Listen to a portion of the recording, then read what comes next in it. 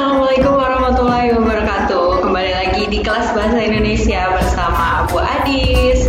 Ya, pada pertemuan hari ini Ibu pertama mau tanya dulu nih kabar kalian. Gimana kabar kalian hari ini? Semoga kalian selalu dalam lindungan Tuhan Yang Maha Esa.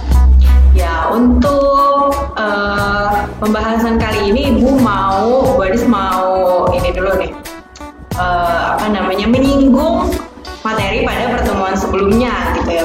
Pada pertemuan sebelumnya kita sudah membahas yang pertama itu ada namanya teks apa? Ya, betul sekali, teks deskripsi. Ya, kalau misalnya kalian masih bingung atau lupa tentang apa itu teks deskripsi, kalian bisa buka lagi materi yang telah gue kasih gitu, dibuka lagi catatannya, dibuka lagi video-video pembelajarannya. Ya, setelah teks deskripsi itu ada namanya apa?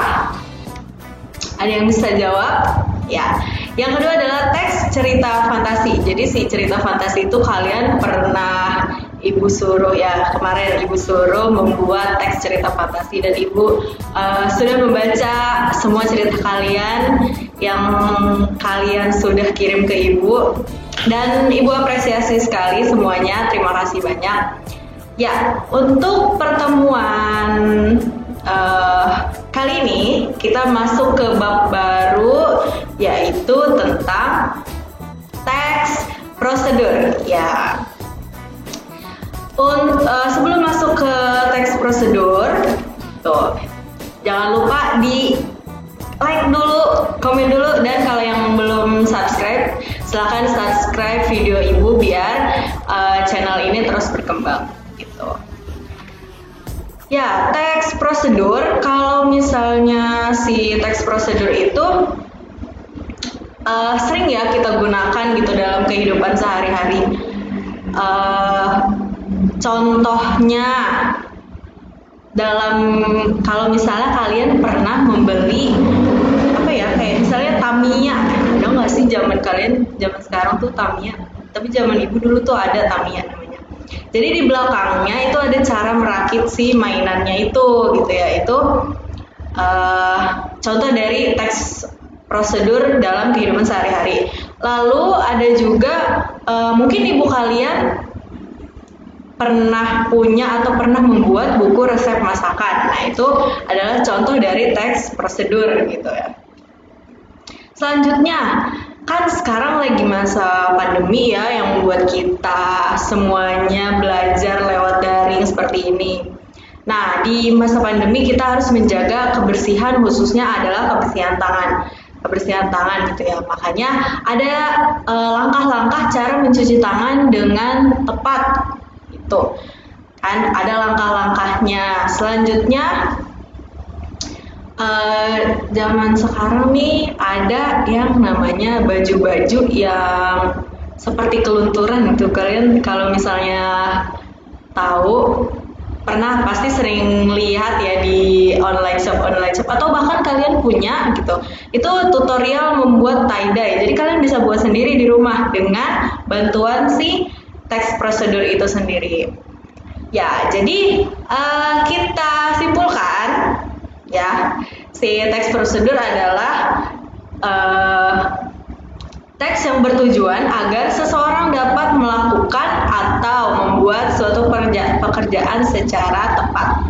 Jadi membuat atau melakukan sesuatu. Jadi kalau misalnya membuat itu yang tadi tutorial membuat baju tie-dye yang seperti baju kelunturan itu, terus juga atau cara melakukan sesuatu, cara mencuci tangan dengan baik gitu ya, atau cara membuat sop buah misalnya, atau membuat puding. Nah, itu cara melakukan atau membuat suatu pekerjaan secara tepat gitu, secara tepat dan akurat, serta memperoleh hasil yang diinginkan. Jadi kalau kalian menginginkan hasil yang diinginkan, kalian harus ikuti langkah-langkah yang ada di dalam teks prosedur.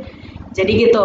Kalau teks prosedur ini sebenarnya dia kita mudah sekali membedakannya dengan teks-teks yang lain karena dia berurut gitu ya. Jadi ada langkah-langkah yang terlalu terlihat sekali perbedaannya dengan teks yang lain gitu. Selanjutnya, nah di sini kalian bisa lihat contoh dari teks prosedur. Gitu. Di sini ada cara memainkan angklung. Cara memainkan angklung dari nomor 1, nomor 1, 2. Di sini kalian bisa lihat ada juga di buku paket dari pemerintah ya. Nah, di sini ada lagi cara membuat obat tradisional insomnia. Anda di sini Anda mengalami insomnia, tidak bisa tidur. Insomnia tidak bisa tidur. Jadi cara membuat obat untuk mencegah insomnia itu. Di sini ada kalau di cara membuat ada bahan dan langkah-langkah. Tapi kalau yang cara melakukan seperti yang cara memainkan angklung ini, dia langsung ke langkah-langkahnya, gitu ya. Nah, di sini ada teks ketiga, cara melakukan gerakan tari tortor. Tari tortor tuh yang dari mana? Yang gitu ya. Nah, selanjutnya di sini tujuan komunikasi teks gitu. Jadi si teks prosedur sendiri memiliki tujuan yaitu untuk menjelaskan langkah-langkah untuk apa yang kita tujuan yang kita inginkan gitu. Itu secara keseluruhan teks prosedur. Tapi di setiap teks kan memiliki tujuannya masing-masing ya. Tujuan komunikasi itu namanya. Tujuan komunikasi dari setiap teks itu berbeda-beda. Nah, kita bisa lihat kan tadi ada 3 teks. Ya, di 3 teks itu yang teks pertama dia memandu. Jadi teks yang cara melakukan coba kita lihat lagi. Ya, cara memainkan angklung gitu. Di teks pertama cara memainkan angklung, otomatis di sini adalah langkah-langkah untuk memainkan angklung. Nah, berarti tujuannya dia adalah memandu orang yang akan memainkan angklung dengan langkah yang urut. Jadi kalau kalian belum pernah memegang angklung atau belum pernah melihatnya sekalipun gitu, kalian bisa membayangkannya gitu ya, atau bisa mendapatkan bantuan dari si teks cara memainkan angklung ini.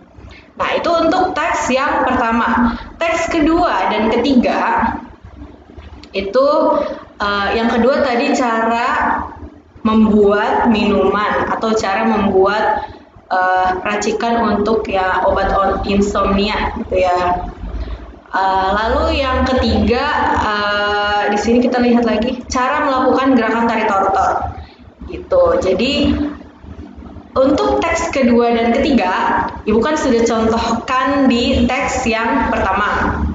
Ya, teks kedua dan teks ketiga itu kalian cari tujuan komunikasi di teks kedua dan ketiga gitu. Tujuannya apa? Nanti kalian tulis di buku tulis untuk teks kedua dan teks ketiga. Gitu ya. Selanjutnya, nah di sini ada mengidentifikasi jenis teks prosedur. Pertama, cara menggunakan atau memainkan suatu alat, cara membuat dan cara melakukan. Jadi jenis teks di sini adalah berdasarkan tujuan teksnya, kita bagi jenis teks ke dalam 3 lagi, ya, ke dalam 3 bagian atau 3 jenis. Yang jenis pertama itu cara melakukan atau cara memainkan suatu alat, gitu. Yang jenis kedua adalah cara membuat. Jadi dia ada bahan, ada cara, ada langkah-langkahnya gitu. Kan kalau biasanya kalau cara membuat ya cara membuat makanan atau resep salad buah atau jus atau makanan-makanan yang kekinian gitu ya, kalian yang pernah mencobanya di rumah, itu cara membuat. Lalu jenis ketiga adalah cara melakukan sebuah kegiatan. Itu ya, ada 3 jenis teks prosedur. Selanjutnya mengidentifikasi bahasa di dalam teks prosedur. Jadi bahasa yang terdapat di dalam teks prosedur itu tentunya berbeda dengan bahasa yang ada di teks yang lain. Mungkin berbeda, mungkin ada persamaan tapi hanya sedikit saja. Nah, di sini daftarlah penggunaan kalimat perintah, saran atau harapan di teks yang tadi. Cara memainkan angklung, atau kedua cara membuat obat insomnia, dan yang ketiga cara melakukan gerakan tarik tortor gitu. Nah, di sini ambil 5 potong akar kelapa hijau masing-masing 4 cm. Itu ada kalimat perintah. Jadi kalimat perintah itu ambil, letakkan, ambil, taruh, atau kalimat saran, masukkan, seperti itu. Kalimat perintah, saran, dan harapan. Jadi kalian cari aja tuh, kira-kira ini masuk nggak ya gitu. Itu kalian tulis aja di buku catatan kalian, ingat ya, di buku catatan. Jadi yang pertama tadi yang mencari tujuan, lalu yang ini adalah mendaftar penggunaan kalimat perintah, saran, dan harapan. Itu. Selanjutnya ini baru 2 nih. Selanjutnya di nomor 3 penggunaan kata yang menunjukkan ukuran. Jadi kalau misalnya ukuran tuh gampang ya. Misalnya dalam satuan di sini ibu nomor 3 itu ada 600 cc air.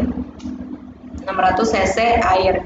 Jadi di situ bisa bentuknya 4 cm, misalnya ukuran tongkat, misalnya si angklung itu, atau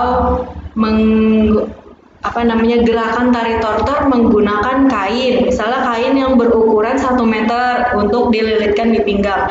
Jadi ukuran-ukuran itu yang ditulis untuk nomor ini gitu. Ini nomor 3 ya berarti.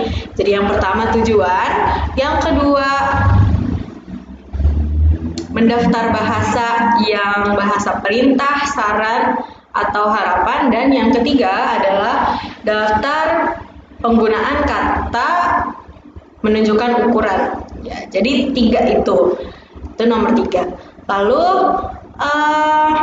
kita masuk ke menyimpulkan urutan langkah teks prosedur. Jadi langkah-langkahnya kan ada yang nomor 1 kalimatnya terlalu rumit atau terlalu panjang. Itu kalian bisa menyimpulkan langkah-langkah itu tapi tidak mengurangi inti dari langkah tersebut. Oke, jadi jangan hanya menyimpulkan tapi malah jadi kalimat intinya tuh jadi hilang gitu ya. Menyimpulkan tuh tidak seperti itu gitu. Jadi menyimpulkan urutan langkah tapi inti dari si langkah itunya tidak hilang. Nah, di sini tulislah, di sini berarti untuk nomor 4 ya. Tulislah ringkasan urutan langkah membuat batik tulis pada teks di bawah ini dengan bahasa kamu sendiri. Jadi dengan bahasa kamu sendiri boleh diubah-ubah jadi tidak terlalu terpaku terhadap teks. Ya, di sini membuat batik tulis. Ini kalian bisa lihat di buku paket yang dinas ya, seperti biasa. Cari aja, ibu lupa halaman berapa, tapi ada di bab teks prosedur. Gitu. Nah, di sini bahan dan alat pembuatan batik tulis. Nah, canting, pensil, dan lain-lain. Ini ada langkah-langkahnya. Dari langkah pertama sampai ke banyak nih. Sampai ke langkah terakhir itu sampai 11 poin. Kalian bisa merangkum atau menyimpulkan teks cara membuat batik tulis. Jadi tugasnya ada 4 tulis di buku tulis kalian, ya. Lalu nanti Ibu akan share pengumpulannya di Google Classroom ya, seperti itu. Ya, terima kasih pada pembahasan kali ini. Semoga kalian tetap semangat ya belajar dalam belajar jarak jauh seperti ini, membuat kita jadi bertemu hanya bertatap muka lewat layar ponsel gitu. Jadi, tapi tidak mengurangi semangat kalian untuk belajar ya. Jangan mengurangi semangat kalian untuk belajar dan menuntut ilmu. Ya, buat adik semangat gitu kan mengajar kalian. Dah, kalau gitu Ibu tutup pertemuan kali ini. Selamat mengerjakan tugasnya. Jika ingin ada yang ditanyakan, silakan kontak ke nomor Ibu. Sekian dari Ibu. Assalamualaikum warahmatullahi wabarakatuh.